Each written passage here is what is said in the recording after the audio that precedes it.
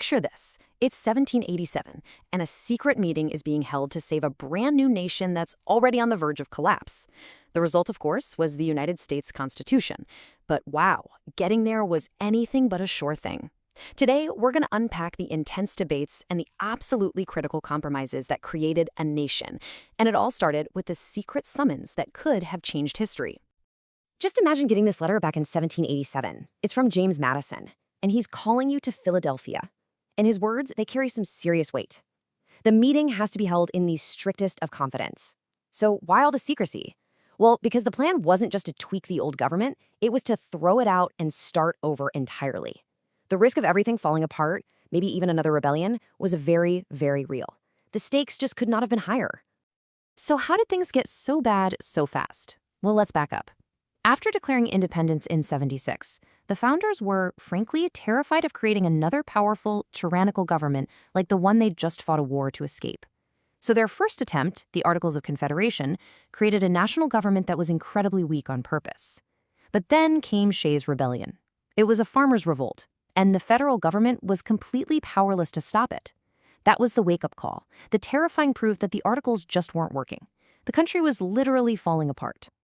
Okay, so once the delegates are all in Philadelphia, the first major bottle line gets drawn immediately. And it was a classic showdown. The big states with lots of people versus the small states with fewer people. And the fight was all about one thing: representation. And here's the question at the heart of it all. How do you create a system that's fair for everyone? Should a state like Virginia, with almost 750,000 people, have the same amount of power as a state like Delaware, with only 60,000? The big states were screaming absolutely not, while the small states were terrified of being totally ignored and overpowered. This one single question threatened to blow up the entire convention before it even got started. This whole conflict is perfectly captured in two competing plans.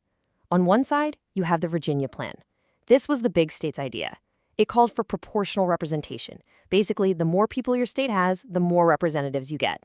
Simple enough. But on the other side, you had the New Jersey plan. This was the small state's defense, and it demanded equal representation. One state, one vote, just like they had under the old Articles. For weeks, they were completely deadlocked. I mean, nobody would budge. The summer heat in that Philadelphia hall was brutal, and you can bet the tempers were even hotter. It really truly seemed like the American experiment might just fail right then and there. A compromise wasn't just, a nice idea, it was an absolute necessity for survival. And the solution they finally came up with was frankly brilliant. It's known as the Great Compromise. They didn't just pick one plan over the other. They sort of mashed them together. They created a bicameral, that's a two-house legislature. So in the House of Representatives, representation would be based on population. That made the big states happy. But in the Senate, every single state would get 2 senators, no matter its size. That protected the small states. It was this really elegant solution that basically saved the whole convention. All right, so with the representation fight settled, they moved on to the next political landmine, power itself. Remember, having just escaped the grip of a king, these delegates were deeply, deeply suspicious of any strong central government. So the big question became, where should the ultimate authority actually live? And this was the fundamental debate, right? Everyone agreed the federal government needed more juice than it had under the Articles of Confederation, but how much more? How could they give a national government enough power to actually unite the country without, accidentally creating a new monster that would just stomp on the rights of the states and the people? The answer they came up with was another stroke of pure genius. They decided not to put all the power in one basket. Instead, they separated it, split it into 3 co-equal branches. You've got the legislative branch, Congress, which makes the laws, the executive branch, the president, who enforces them, and the judicial branch, the Supreme Court, which interprets them. But the incredible part is how they work together. Each branch was given specific powers to check the others, creating this amazing system of checks and balances. It's like they built in a safety switch to prevent any one part from getting too powerful. But just as they were solving these complex political problems, they ran headlong into their most profound and morally tangled challenge, an issue that would cast a long, dark shadow over the nation for generations to come: the institution of slavery. The debate that followed was just deeply cynical. And it was all about power.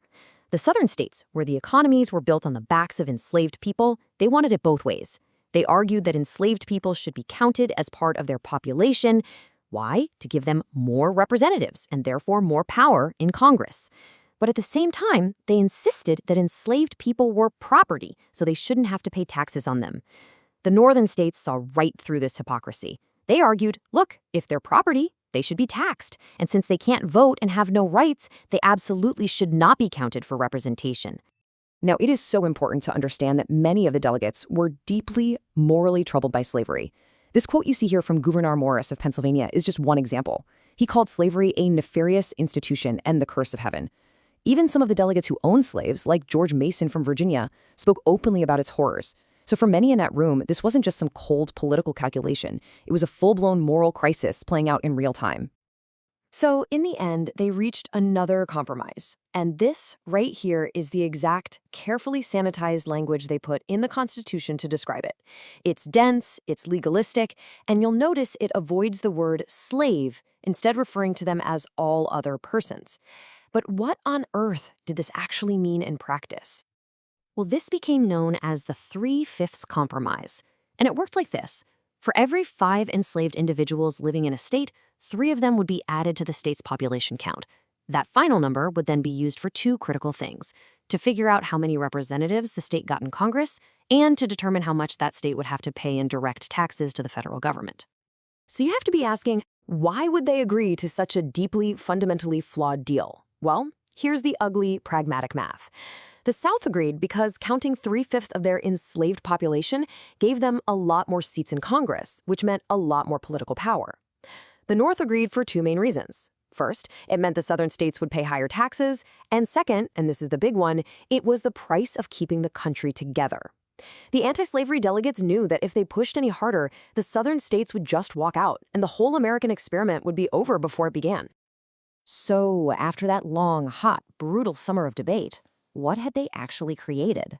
They called their goal a more perfect union. But that perfection was really built on a series of incredibly difficult and, in one case, truly tragic compromises. So let's just quickly recap the pillars they built. The Great Compromise solved the nasty fight over representation. The separation of powers created a government that was strong but not tyrannical. And the 3/5 Compromise, well, it held the Union together by kicking the can down the road on slavery. But in doing so, it baked a horrifying contradiction right into the nation's founding document, all at a staggering moral cost. Ultimately, the Constitution was an act of incredible, if sometimes painful, political pragmatism.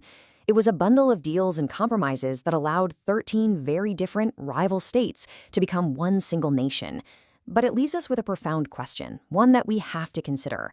While these compromises certainly built a country, what was the true, long-term cost of those deals, especially the one that preserved the institution of slavery?